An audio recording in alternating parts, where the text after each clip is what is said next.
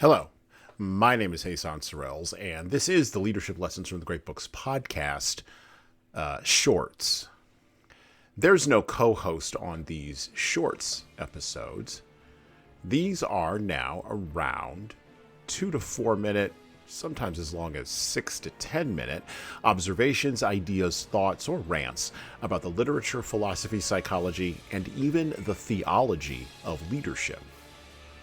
Because listening to me talk about leadership for now around 2 to 4 minutes is still better than reading and trying to understand yet another business book.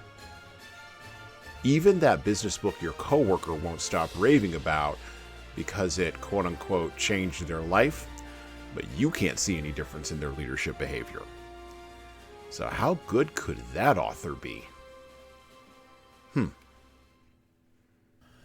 Two people can see the same thing, experience the same thing, and even know the same thing, and come to radically different conclusions. This is a fact of human existence, a fact of human interpersonal relationships, even going back to the story of Cain and Abel. But only in the 20th century did our philosophers and psychologists begin to view this fact of human existence as a problem to be solved through human efforts, rather than merely as a fact to be lived with, and eventually one that would be resolved transcendently.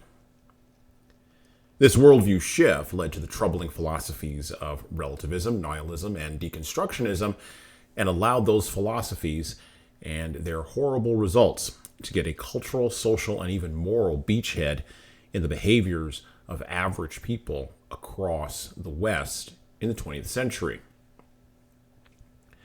This sort of beachhead also led to a decline in the belief in objective truth, the presence of objective facts, and the constant debating that occurs everywhere about what objective reality actually is. By the way, the dichotomy of two people having two different views was originally solved through appeals to authority, status, hierarchy, and even tradition. Eventually, over the course of time, as the power of such appeals waned, the appeals shifted to a radical form of egalitarianism first, or just tolerance of others, and now is full in the direction of going to appeals to mere raw power. Okay, you're thinking, so what, Hassan? Well, the people you are leading, if you are a leader, whether they think about it consciously or not, are trapped in a Western cultural process that seeks to make every person their own powerful king or queen, ruling and worshiping themselves, and all without a backstop. Do as thou wilt rather than do unto others, and all without being judged. And if judgment does come based on objective facts, truth, or even just reality, that judgment can be experienced as a rumor, recognized only as déjà vu, and dismissed just as quickly. And since leadership requires people to follow, getting every man, king, or woman, queen to follow is no longer an act of mere appeal to authority, status, hierarchy, and tradition.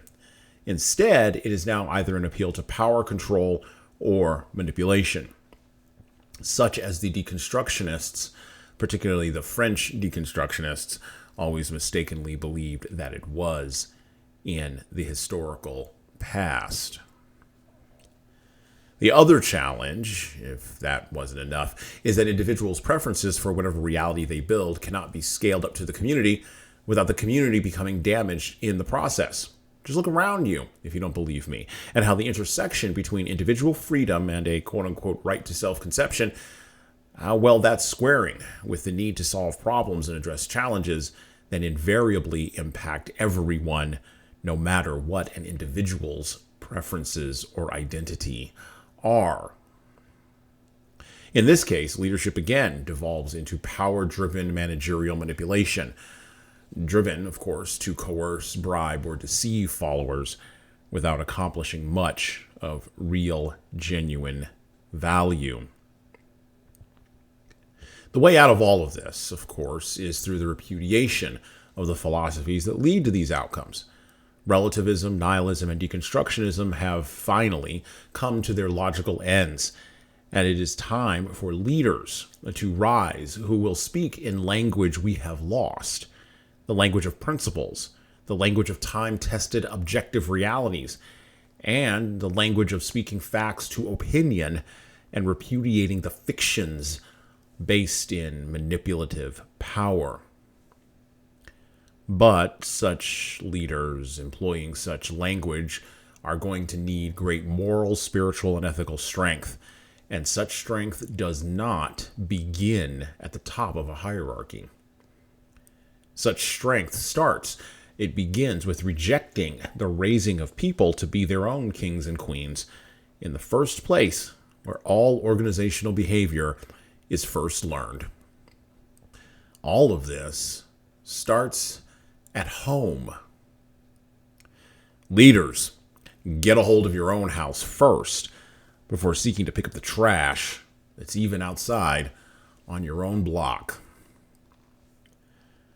And well, that's it for me. Thank you for listening to the Leadership Lessons from the Great Books podcast today. And now that you've made it this far, you should subscribe to the audio version of this show on all the major podcast players, including Apple iTunes, Spotify, YouTube Music, and everywhere else where podcasts are available. There's also a video version of our podcast on our YouTube channel.